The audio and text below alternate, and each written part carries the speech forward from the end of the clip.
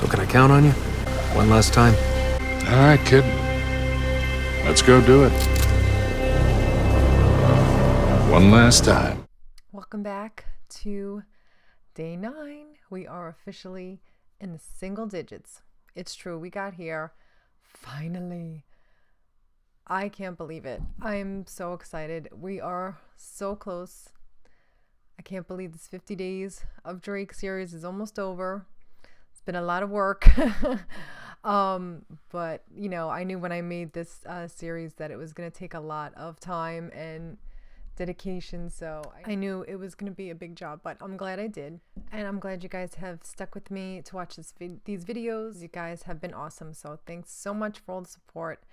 I really appreciate it. So we want to pick up today on the final part of my favorite moments from Uncharted 2, number 21. This part is where we finally come to see how the game began, how Nate wound up hanging from that damn train, and how he wound up in the position that he's in. We knew he got into some trouble, and to watch it unfold and in hindsight see what he went through to get there, I loved. Now, I don't think they're going to do anything like that in Uncharted 4, only because they don't usually like to repeat themselves. I can't imagine them doing something like that where they would start off at the middle or at the end and then backtrack.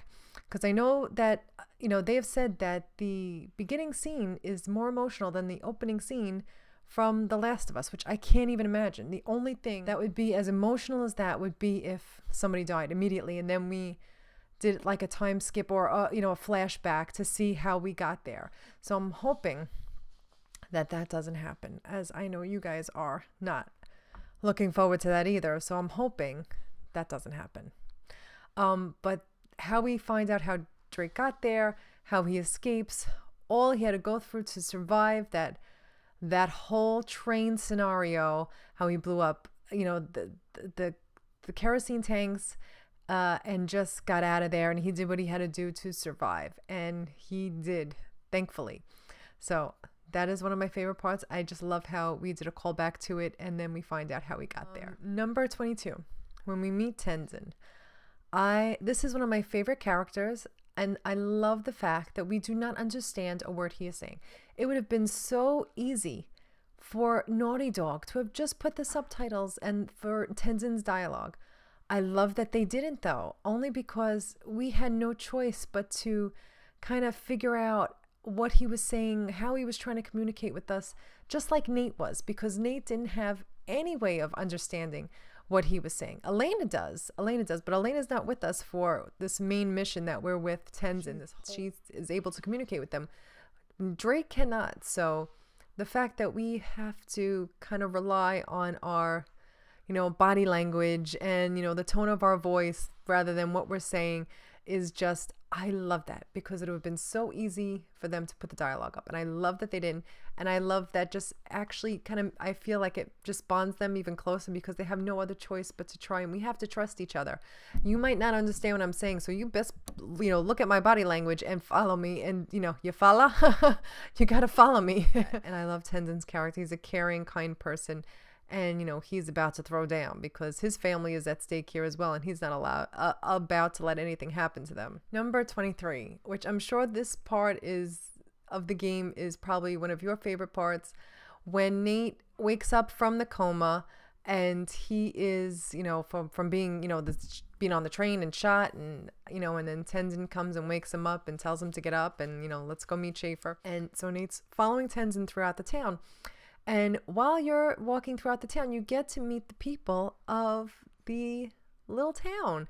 And I love how Nate can go over and pet all the yaks. I think there's a trophy for petting all the yaks, if I'm not mistaken. And not only that, he can, pet all the, the yaks there.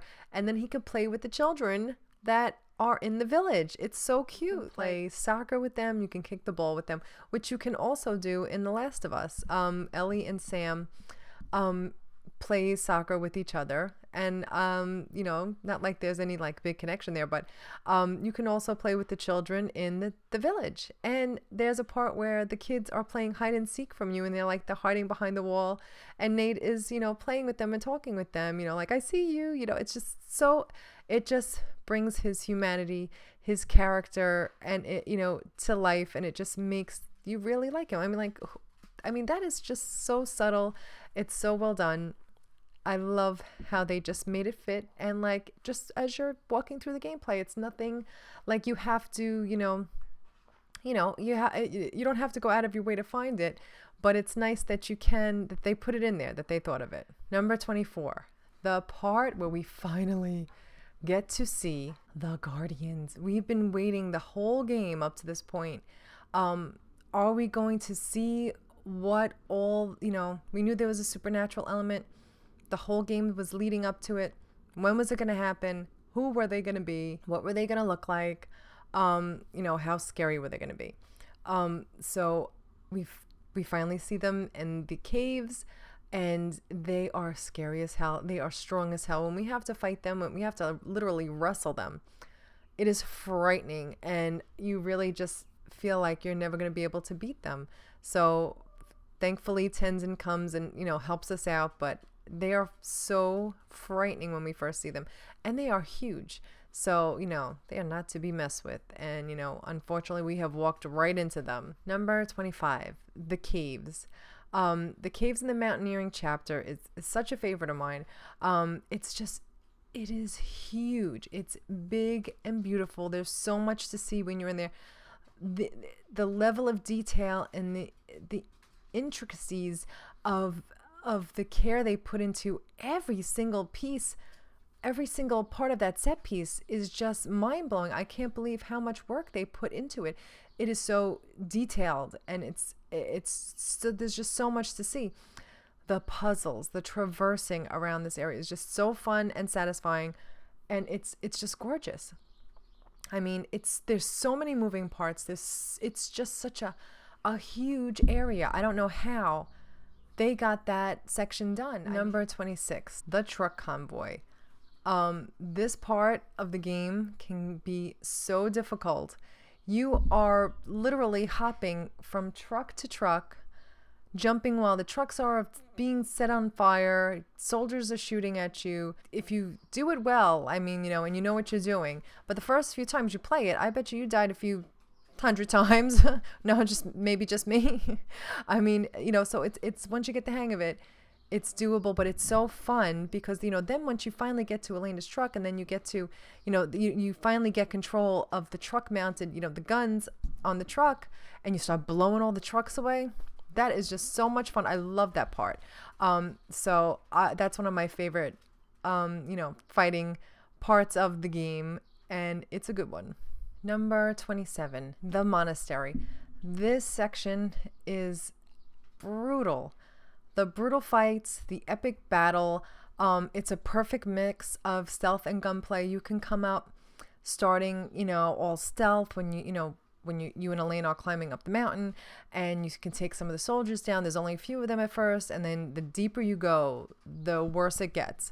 And I just mean, you know, from the enemy standpoint, because it is such a fun level to play, and it's a huge level. I love that whole section.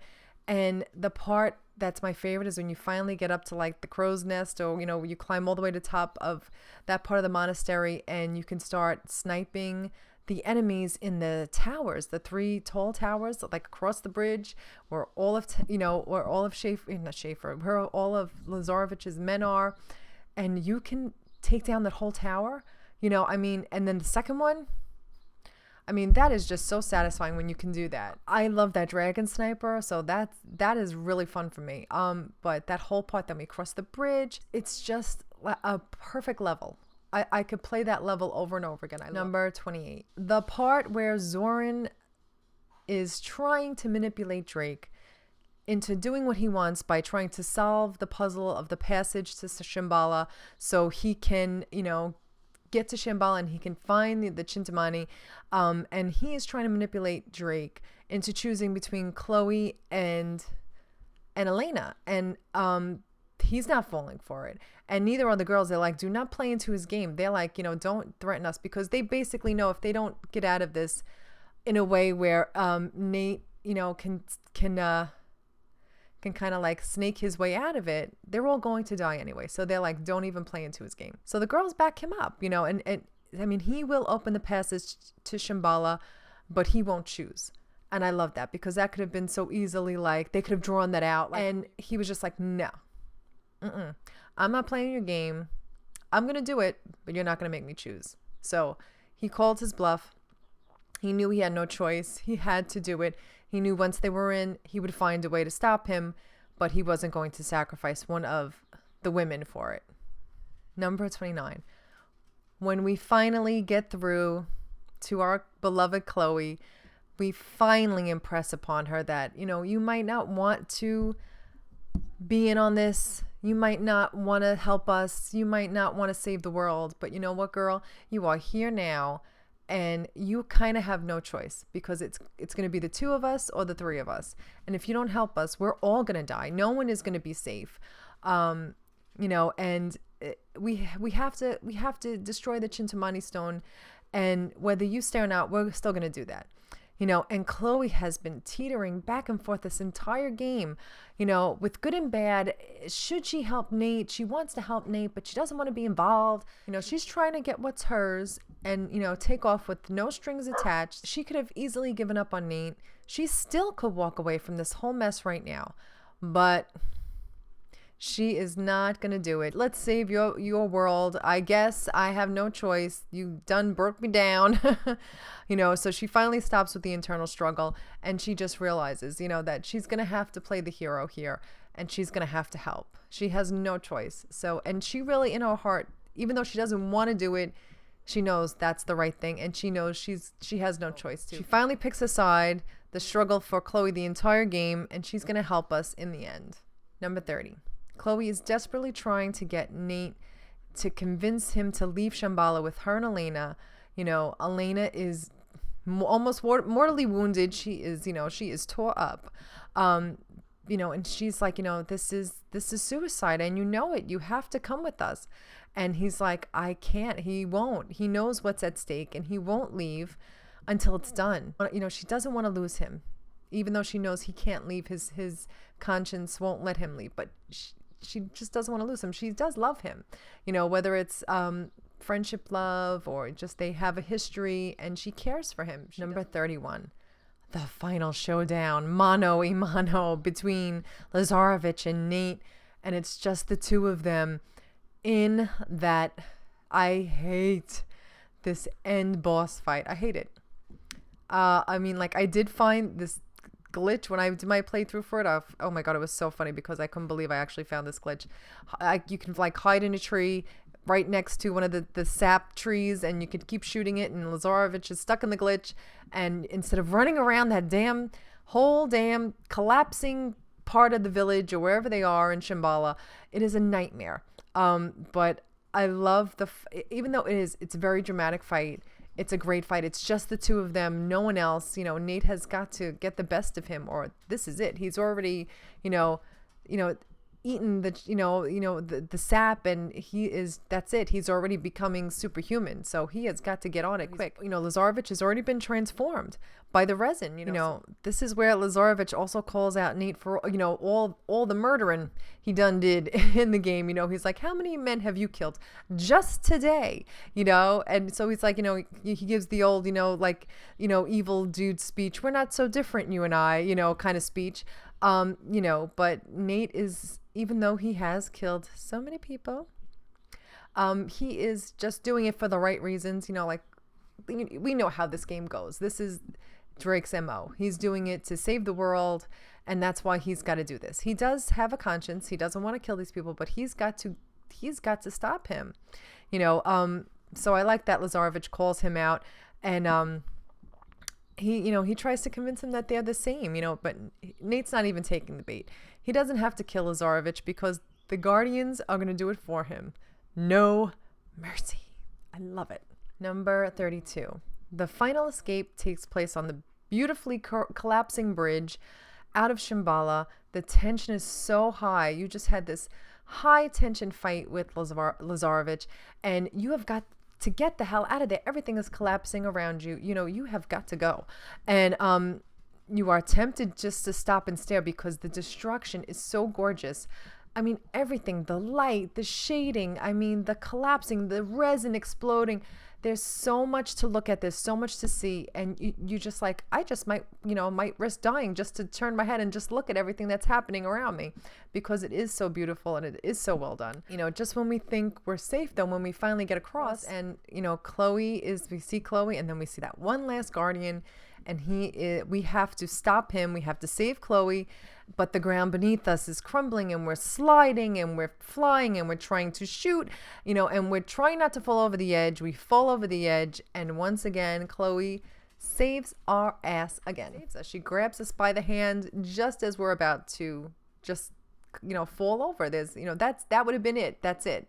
She saved us again. I have lost count how many times, you know, she has saved us in this game. Final one, number 33. I know there was just too many to choose from, but if I had to pick, these are my favorites. The final scene shows that our gang is back together. There's Sully. At first, when I saw Elena die, you know, Nate is crying.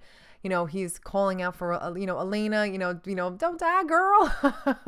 He doesn't want her to die, you know, but at the same time, you know, we're like, all right, oh my God, did she really die?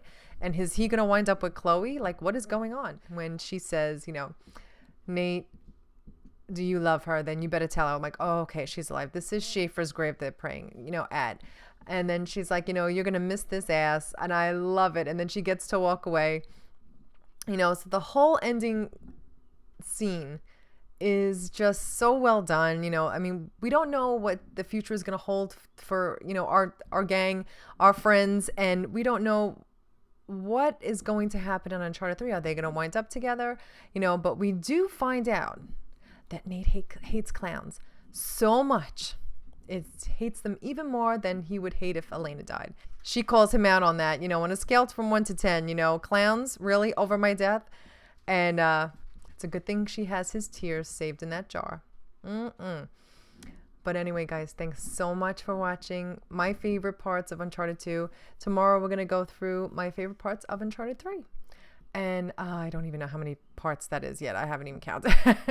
So thanks so much for watching. Thanks for your support on this channel, on these videos. Please like and share these videos. And if you're watching these videos and you haven't subscribed, please subscribe. It really, you know, it really helps. So thanks so much. And I'll see you guys tomorrow for more 50 Days of Drake, Day 8.